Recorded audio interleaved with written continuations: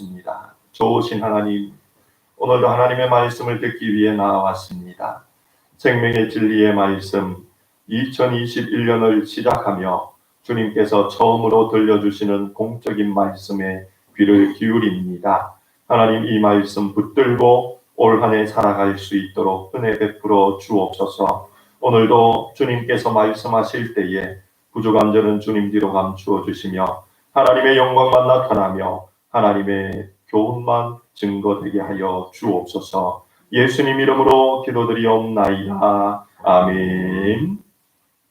이 시간 우리 저에 계신 분들하고 한번 새해 인사하기를 원합니다. 새해 복 많이 받으십시오. 새해 복 많이 받으십시오. 새해 복 많이 받으십시오. 하나님께서 우리에게 새해를 주시는 것은 우리에게 다시 한번 기회와 찬스 또 은혜를 베풀어 주시는 것인 것 같습니다. 왜냐하면 새해가 되면 작년 2020년의 모든 묵은 것들을 다 내어버리게 되고 새로운 출발과 새로운 마음으로 또 새로운 각오로 새로운 출발을 할 수 있기 때문이지요. 이 새해를 맞이해서 저는 우리 성도님들과 함께 오늘 다니엘서 1장 8절의 말씀으로 새해의 첫 출발과 또 첫째 주, 둘째 주 정도까지 함께 이 말씀을 살피기를 원합니다. 이런 예화가 있었습니다. 어떤 시골에 아주 오래전에 시골에 한 목사님께서 부흥회를 인도하기 위해 가셨습니다. 추운 겨울이었기 때문에 목사님을 이렇게 섬기는 할머니 교회 권사님께서 목사님께서 혹 감기 걸리실까 염려가 되어 방을 따뜻하게 마련해 주셨고 그리고 따뜻한 음식으로 계속해서 대접해 주셨다고 합니다. 심지어는 콜라까지도 혹시 차가워서 마셔서 감기 걸릴까 염려하여 콜라조차도 보글보글 끓여서 대접했다는 이야기가 있습니다. 그런데 이 할머니 권사님께서는 목사님을 이렇게 대접하고 나서 항상 무엇을 하는가 하면 말씀을 읽더라는 거죠. 그런데 말씀을 읽는데 목사님께서 옆에서 지켜보니까 특이하게 말씀을 읽는 겁니다. 성경에 다른 내용을 읽는 게 아니라 성경에 기록되어 있는 인물들의 이름들만 계속해서 읽더라는 거죠. 찾아서. 그래서 목사님께서 이상해서 권사님께 여쭈었습니다. 권사님, 성경을 읽고 계신데 좀 특이해서 여쭙니다. 왜 권사님께서는 성경에 있는 이름들만 불러가면서 성경을 읽습니까? 그러자 권사님께서 목사님, 제가 하나님 앞에 설 날이 얼마 남지 않았는데 천국에 가서 만나는 사람들 이름은 최소한 알고 가야 될 거 아닙니까? 그래서 제가 이름을 읽는 겁니다. 라고 이야기했답니다. 이름, 호칭은 우리에게 굉장히 중요한 것 같습니다. 누가 나를 어떻게 불러주는가에 따라서 내가 어떤 사람이 되었는가를 마음에 느낄 수 있고 또 내가 누구인가에 대한 정체성을 가질 수 있기 때문이지요. 제가 안양에서 전임 사역을 시작했을 때에 저희가 있었던 교회 앞이 바로 찻길만 건너가면 안양시장이었습니다. 안양중앙시장이었습니다. 그 안양중앙시장은 굉장히 큰 시장이었는데 수요 예배든 아니면 이 평일날 근무를 마치고 집에 갈 때에 가끔 저희 집 사람이 저희 첫째를 데리고 오면 같이 시장을 한번 둘렀다가 장을 보고 집에 가기도 하고 했었습니다. 한 번은 저희 아이를 데리고 장을 보러 가게 되었는데 지금도 계실 겁니다. 많은 분들이 그냥 이 바닥에 이 간이 의자를 놓고 앉아서 앞에 나물들을 이렇게 절비하게 내어놓고 이렇게 나물들을 파는 그런 어르신들을 보게 됩니다. 지나가면서 부릅니다. 이 물건 사세요. 참 좋아요. 사세요. 그래서 한번 이야기를 하다가 값이 너무 예상했던 것보다 비싼 것 같아서 그냥 죄송합니다 하고 왔습니다. 그냥 오는데 뒤에서 뭔가 이 느낌이 이상한 거예요. 그래서 돌아보니까 저를 부르고 있었던 겁니다. 무엇이라고 부르고 있었는가 하면 아저씨, 아저씨라는 거예요. 저는 그때까지 아저씨란 말을 한 번도 들은 적이 없거든요. 군에 제대하면서부터 전도사 생활을 시작했고 그때부터 전도사님이라고 불렀고 그리고 결혼해서도 계속해서 교회에서 교회 사역을 했기 때문에 계속해서 전도사든 강도사든 목사든 이렇게 불렸지 아저씨란 말을 들은 적이 없는데 처음으로 그 좌판에 앉아 계신 할머니께서 아저씨 아저씨라는 이야기 듣고 저는 저를 부르는 것인지 전혀 몰랐었습니다. 그래서 가다가 느낌이 상해서 돌아가 보니 저를 부르는 것이었고 이렇게 이야기해서 뭐 흥정을 해서 샀든지 안 샀든지 기억은 잘 안 납니다.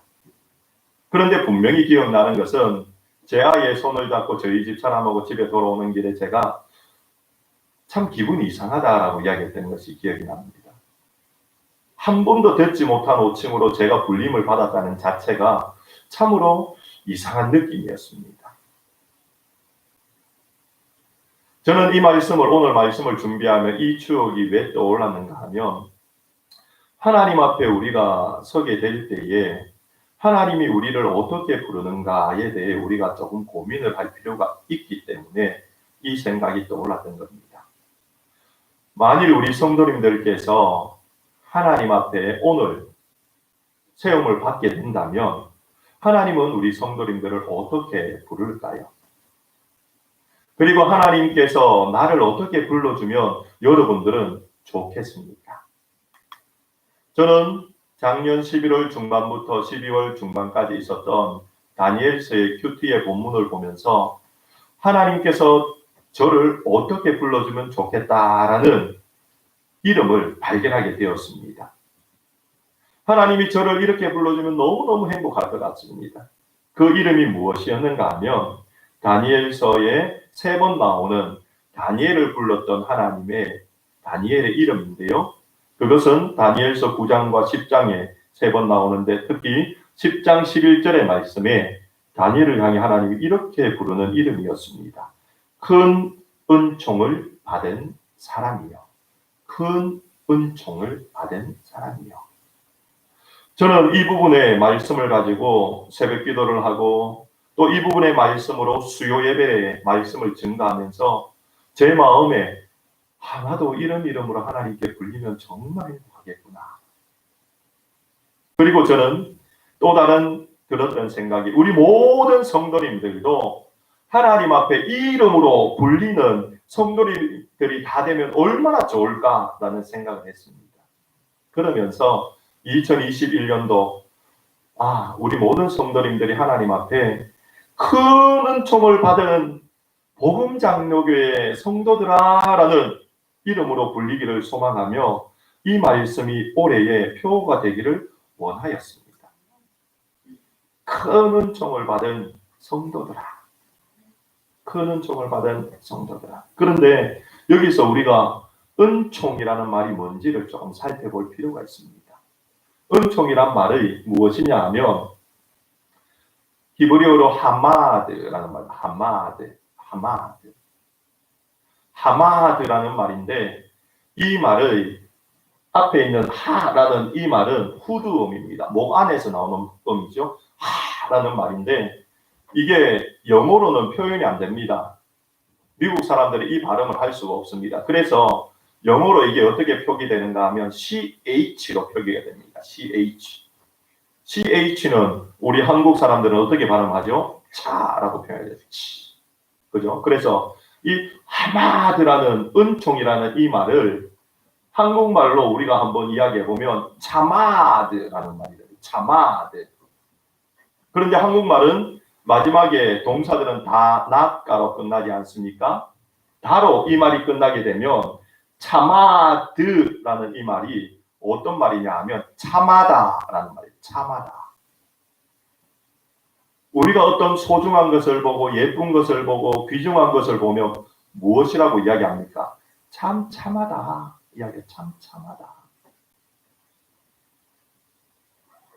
그 말과 동일하게 이 하마드, 참하드라는 이 말의 뜻이 무엇인가 하면 기뻐하다, 열망하다, 사모하다라는 말로서 이 말은 성경에서는 매우 소중하고 매우 귀하게 생각하는 아끼는 대상을 말할 때에 이 말을 사용했다고 합니다.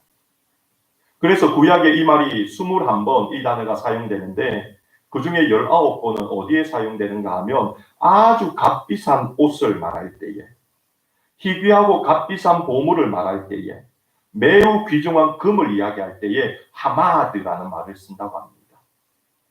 그리고 이 말이 나머지 두 번은 사람에게 사용되고 있는데 누구에게 사용되는가 하면 첫 번째는 바로 이사야 53장에 예수님에게 사용됩니다.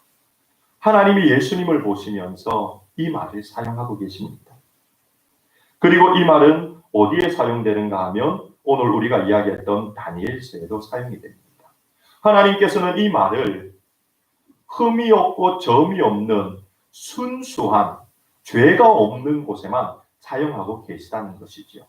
그래서 창세기에 제일 먼저 이 말이 어디에 사용되는가 하면 창세기 2장에 인간이 죄를 짓기 전에 사용하고 있습니다. 창세기 2장 9절에 보면 하나님께서 이 참하다, 하마드라는 말을 이렇게 쓰십니다. 여호와 하나님이 그 땅에서 보기에 아름답고 먹기에 좋은 나무가 나게 하시니 라는 말을 할 때에 아름답고 라는 말을 할 때에 이 하마드, 참하드라는 말을 쓰고 계시다는 것입니다.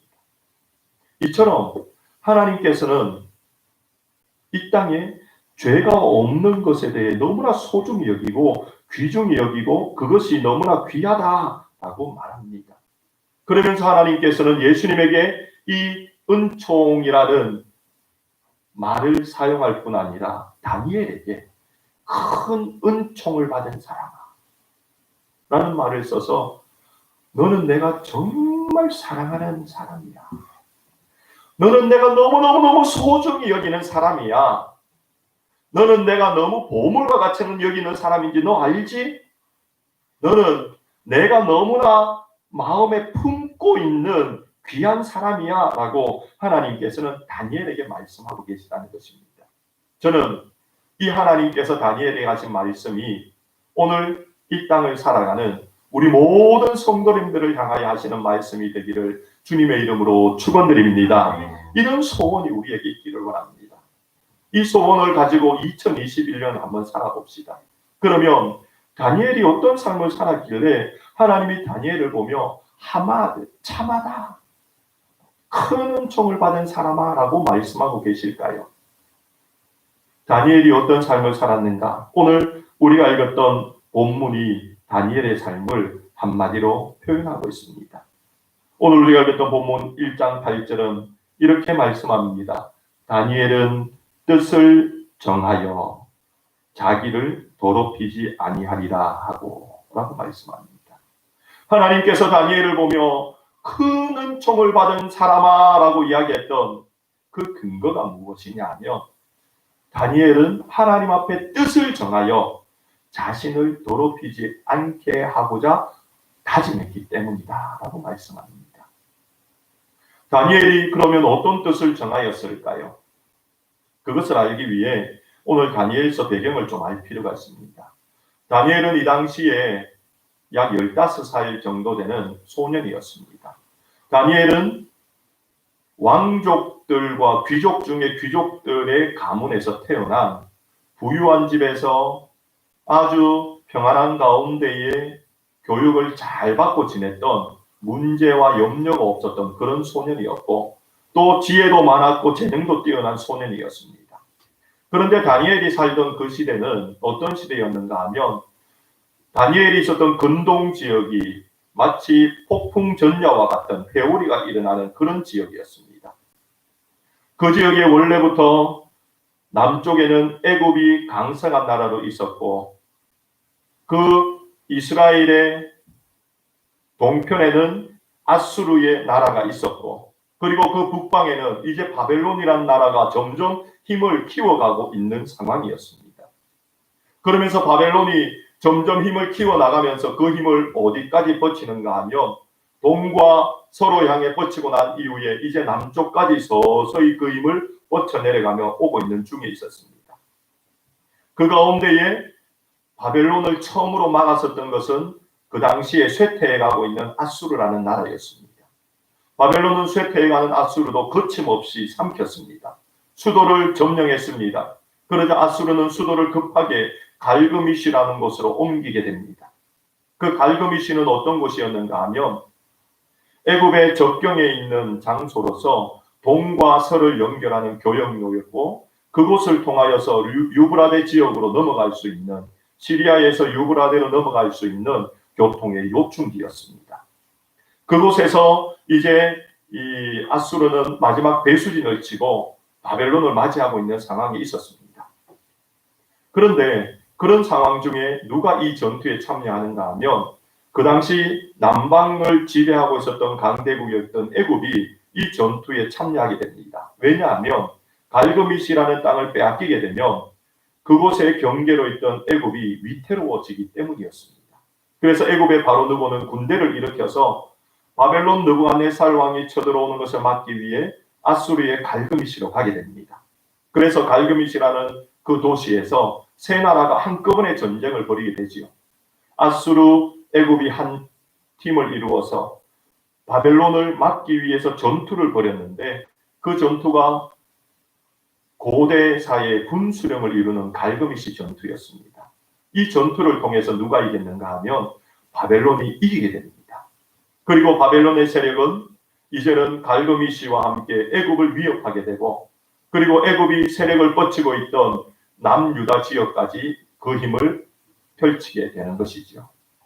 그러면서 남유다에게 조공을 요청하게 됩니다. 내가 너희들을 침략하지 않을 테니 대신 조공을 바쳐라고 합니다. 그래서 남유다는 힘이 없으니까 조공을 3년간 바치게 되지요. 그러는 중에 애굽이 갈그미시 전투에 패한 것을 다시 한번 회복했습니다. 그리고 바벨론을 향해서 다시 쳐들어가게 되지요. 그 힘을 보았던 남유다의 18번째 왕이었던 여호야김 왕은 더 이상 바벨론에게 조공을 바치지 않습니다. 그리고 애굽의 힘을 의지하게 됩니다. 그렇게 되자 어떻게 되었을까요? 조공을 잘 바치던 나라에서 조공을 바치지 아니하고 자신의 다른 이 대적되는 나라에 붙어 있으니까 바벨론의 느부갓네살 왕이 화가 나서 다시 내려옵니다.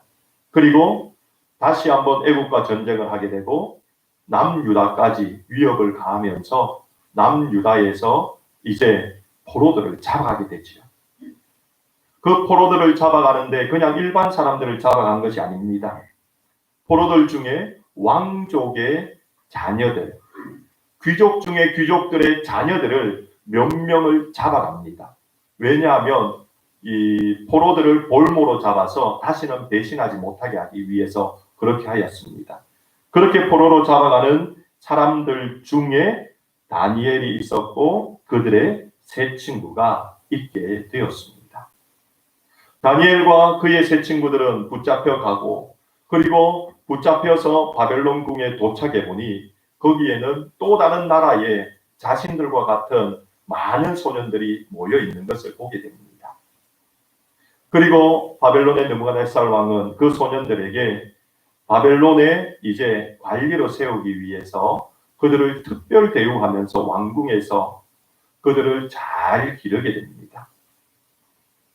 포로로 잡혀왔던 이 소년들은 바벨론에 이제 잡혀가면 자신들은 죽었다라고 생각했는데 왕궁에 들어가게 되고 호위를 받게 되고 또한 환대를 받게 되고 최고의 음식을 먹게 되고, 그리고 자기들에게 신하들이 딸리게 되고 자기들이 곧 지나게 되면 이제는 관리로 임명되게 될 것이라는 이야기를 들었을 때에 그곳의 소년들의 마음은 바벨론에 확 녹아내렸습니다.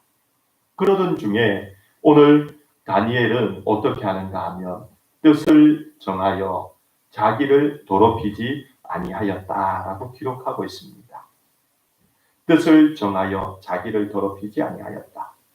다니엘이 그런 환대 가운데에 뜻을 정할 이유가 왜 있었고 왜 자기를 더럽히지 않기 위해 발버둥 쳐야 되었는가? 그 이유는 크게 두 가지였습니다. 첫 번째는 바벨론에 가자마자 제일 먼저 그들이 했던 일이 무엇인가 하면 원래 자기 나라에서 갖고 있던 이름을 바벨론에 도착하자마자 바벨론 왕궁에서는 그 이름을 바꾸는 일을 했습니다. 그런데 다른 사람들은 모르지만 다니엘에게는, 그리고 그의 세 친구에게 그들의 이름은 하나님에 대한 믿음을 고백하는 이름이었기 때문에 그 이름을 바꾸는 것은 신앙을 바꾸는 것을 의미하고 믿음을 저버리는 것을 의미하는 일이었습니다. 다니엘이라는 이름 안에 들어있는 엘이라는 말은 우리가 잘 알고 있듯이 엘로힘 할 때의 엘로서 하나님을 의미합니다. 그래서 다니엘이라는 이름의 뜻은 무엇인가 하면 하나님께서 우리의 심판자이시다라는 뜻으로 하나님만을 내가 주인으로 모시겠습니다라는 고백이 그 이름 안에는 들어있었습니다. 그런데 다니엘이 그 바벨론의 포로로 잡혀가자마자 그 이름을 어떻게 바꾸었습니까? 벨드사살이라고 바꾸었지요. 그 이름은 어떤 이름인가 하면 벨이라는 바벨론의 토착신의 이름이 그 이름 안에 들어있고 벨드사살이라고 해서 그 이름은 벨신이시여 그의 아들을 보호하소서라는 뜻을 가진 이름이었습니다. 하나님이 저의 주인입니다라는 다니엘의 이름을 갖고 다니엘이 살아갔었는데 포로로 잡혀가고 난 이후에는 이제는 하나님이 아닌 우상인 벨의 이름을 가지고 벨이여 그 아들을 보호하소서라는 이름으로 바뀌어야 되는 상황이 되었다는 것이죠. 너의 예전의 믿음은 버리고 이제 우리가 믿는 믿음을 따라라라고 이야기합니다. 그런데 그 믿음은 우상 숭배의 믿음이었습니다. 그 앞에 다니엘은 어떻게 해야 되었을까요? 다니엘은 그들은 그를 벨드사살로 부를지 모르나 그의 마음은 끊임없이 그가 70평생 포로로 살면서 끊임없이 그의 마음은 다니엘로 하나님 앞에 살았다는 것을 우리는 알고 있습니다. 사랑하는 성도 여러분, 이처럼 우리가 다니엘을 볼 때에 그는 뜻을 정하여 그의 이름을 바꾸지 아니하고 자기를 더럽히지 아니하는 자리에 섰다는 것을 우리는 보게 됩니다. 이름을 바꾼다는 일은 무엇을 의미하는가 하면 내가 그 나라에 소속이 되겠다는 의미이고 내가 그 나라에서 출세하겠다는 의미이고 내가 그 나라에서 평안을 누리겠다는 의미입니다. 다니엘이 함께 모여있던 그 다른 포로들을 볼 때에 그들은 마음껏 자기의 이름을 바꾸었습니다. 그러나 다니엘은 세상의 출세가 아닌 믿음 안에서 끊임없이 그 믿음을 지키기로 결심하였기 때문에 그는 그의 마음은 끊임없이 다니엘로 남아있었던 것을 성경은 우리에게 가르쳐 줍니다. 그런 다니엘을 하나님은 참 큰 은총을 받은 사람이여 라고 명하고 계신 것입니다. 우리도 이 땅을 살면서 하나님이 우리에게 주신 이름이 있습니다. 여러분들에게 하나님이 주신 이름 무엇입니까? 그리스도인이라는 이름이지요. 우리는 이 그리스도인의 이름을 가지고 이 땅에 살아나가야 됩니다. 세상 사람들이 나에게 그리스도인의 이름을 버릴 때에 너는 출세할 수 있어라고 이야기해도 우리는 그리스도인의 이름을 끝까지 붙들어야 하는 것입니다. 세상 사람들이 너가 그리스도인의 이름을 버리면 우리의 모임 가운데 들어올 수 있게 해줄게 라고 이야기해도 우리는 끊임없이 그리스도인의 이름을 우리 마음에 새기고 잊지 말아야 되는 것입니다. 그리고 우리는 그 이름에 걸맞는 삶을 통하여서 하나님 앞에 살아갈 때에 하나님 앞에서는 그 순간에 하나님께서 우리를 향해 다니엘처럼 큰 은총을 받은 사람이여 내가 너무너무 너를 소중히 여기는 사람아 라고 말씀하신다는 것입니다. 그러므로 이곳에 있는 우리 모든 성도님들은 첫 번째 하나님이 우리에게 주신 이름 그리스도인의 이름을 끝까지 지키는 올 한 해가 되어서 하나님께서 우리를 보며 큰 은총을 받은 사람아 라고 명하는 복을 누리기를 주님의 이름으로 축원드립니다. 두 번째, 다니엘은 어떤 결심을 하였을까요? 다니엘은 어떤 결심을 하였는가 하면 세상 사람들이 가는 그 길이 아닌 거룩을 지키는 길을 선택하는 결심을 하였습니다.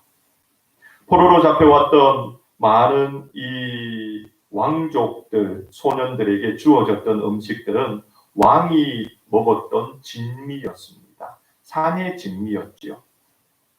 그런데 그 당시 바벨론에 어떤 풍속이 있었는가 하면 왕이나 높은 귀족들에게 주어지는 공급되는 음식들은 먼저 그들이 섬기는 벨이라는 우상에게 드려지고 난 이후에 그 음식들이 왕과 귀족들에게 드려졌었습니다. 그래서 왕이 날마다 먹는 음식은 최상의 음식이었고 최고급 품질의 포도주였습니다. 그런데 왕은 그것을 자기와 귀족들이 먹을 뿐 아니라 포로로 잡아왔던 이 소년들에게도 먹이도록 허락했습니다. 이 소년들이 이 음식을 먹을 때 얼마나 행복했을까요? 어떤 음식들은 자기 나라에서도 잘 먹지 못하는 음식도 있었을지도 모릅니다. 그리고 그들은 그 음식과 함께 얼마나 많은 보호와 평안 가운데 지냈는지도 모릅니다. 그 평안과 세상의 유혹 앞에 모든 포로로 잡혀왔던 많은 소년들은 그들의 마음을 바벨론에 혼신하게 되지요. 그런데 다니엘과 그의 친구들은 어떻게 하였습니까? 뜻을 정하여 자기들을 더럽히지 아니하였다라고 말합니다. 우상에게 드려졌던 그 음식들을 먹음으로 그들의 거룩함을 하나님 앞에서 더럽히지 않기로 그들은 뜻을 정하였다라는 것입니다. 그것은 많은 사람들이 걸어가는 평안의 길로 나는 가지 아니하고 나는 거룩을 지키는 좁은 길로 가겠습니다라는 뜻을 정하는 일이었던 것입니다. 그래서 다니엘과 친구들은 무엇만 먹습니까? 채소만 먹게 해달라고 요청하고 그 요청이 받아들여져서 채소만 먹지 않았습니까? 많은 사람들이 함께 가자라고 이야기하는 그 길을 다니엘과 그 친구들은 뜻을 정하여 가지 아니하고 하나님이 기뻐하는 그 고난의 길을 선택하여 걸어갔고 그 걸음을 70평생 그 바벨론과 메데바사와 바사왕국의 귀족으로 있으면서 끊임없이 다니엘은 지켜나갔기에 하나님은 그 다니엘을 향해 너는 내가 너무나 소중히 여기는 값비싼 보물과 같은 자다라고 다니엘을 명하고 계셨던 것입니다. 사랑하는 성도 여러분, 오늘날 세상은 우리에게 얼마나 많은 손을 내밀며 나와 함께 가자라고 이야기하고 있는지 모릅니다. 코로나 위기가 다가와서 우리가 소셜 디스턴싱을 하면서 혼자 고립되어 있는 것 같지만 사실 수많은 온라인들이 더욱더 우리에게 다가와 나와 함께 가자. 이것이 너에게 평안을 줄 것이야. 이것이 너에게 만족을 줄 것이야. 이것이 너에게 기쁨을 줄 것이야 라고 이야기하며 얼마나 많이 우리의 마음을 유혹하고 우리의 마음을 빼앗고 있는지 모릅니다. 코로나 이전에 여러분들의 삶과 코로나 중에 여러분의 삶 속에 여러분들이 소셜미디어나 온라인을 사용해서 행하고 있는 일들을 한번 비교해 보십시오. 코로나 이전과 코로나 중에 여러분들이 누리고 있는 많은 소셜미디어들과 여러 많은 온라인의 일들이 더 풍성하고 더 많아졌다는 것을 여러분은 알고 계실 것입니다. 세상은 끊임없이 우리를 그 넓은 길로 인도하며 함께 가자. 이것이 평안의 길이야. 이것이 얼마나 만족한 길이야. 이것이 얼마나 복된 길이야 하고 이야기하며 우리를 유혹하고 있으나 우리는 어떤 길을 가야 된다고요? 다니엘과 같이 뜻을 정하여 우리를 더럽히지 아니하는 길을 선택해야 한다는 것입니다. 눈에 보기 좋은 것을 보면서 웃고 있는 자리가 아니라 눈에 보기는 힘들지만 생명이 있는 하나님의 말씀을 보는 그 자리를 선택해야 되고 눈에 만족한 많은 사람들을 만나 그들과 함께 기쁨을 나누는 자리가 아니라 하나님과 1대1로 만나는 그 은밀하고 조용한 자리에 나아가야 되며 세상의 많은 육신을 위하여 즐길 것들을 향해 나아가는 것이 아니라 믿음의 형제 자매들과 함께 말씀을 보며 연구하는 자리에 나아가는 뜻을 정하여 자신을 더럽히지 아니하는 우리의 삶을 살 때에 하나님으로부터 우리는 큰 은총을 받은 사람아라는 호칭을 받을 수 있게 될 것입니다. 이곳에 있는 우리 모든 성도님들은 다니엘과 같이 뜻을 정하여 자신을 더럽히지 아니하는 우리 성도님들 다 되어지기를 주님의 이름으로 축원드립니다. 이제 저희들은 다음 주부터 계속해서 뜻을 정하여 세상에서 자기를 더럽히지 아니하는 방법이 무엇인지 다니엘을 통해 배워보기를 원합니다. 우리 성도님들 그 말씀들을 통해서 올 한 해를 하나님의 은총을 받은 자로 출발하고 살아가는 복이 있기를 주님의 이름으로 축원드립니다. 기도드리겠습니다. 참 좋으신 아버지 하나님 감사합니다. 오늘도 2021년을 시작하게 하시고 2021년을 시작하는 이 앞에서 저희들이 하나님 앞에 어떤 이름으로 불릴 것인지 소원을 갖게 하여 주셔서 감사드립니다. 하나님 우리를 향해 다니엘에게 불러주셨던 그 음성을 불러주시기를 소원합니다. 큰 은총을 받은 너희들이여 라고 하나님이 우리를 부르시기를 소원합니다. 그 일을 위해 다니엘과 같이 뜻을 정하여 우리를 더럽히지 아니하는 저희들이 다 되게 하여 주옵소서. 그리스도인으로 세상 안에 들어가 세상에 물들지 아니하는 삶을 살아가는 저희들 되게 하여 주옵시고, 세상의 편한 것들과 유익한 것들을 바라보며 마음을 빼앗기는 것이 아니라 끊임없이 우리 마음을 하나님께 둠을 통하여서 하나님 앞에서 큰 은총을 받은 자로 살아가는 저희들 다 되게 하여 주옵소서.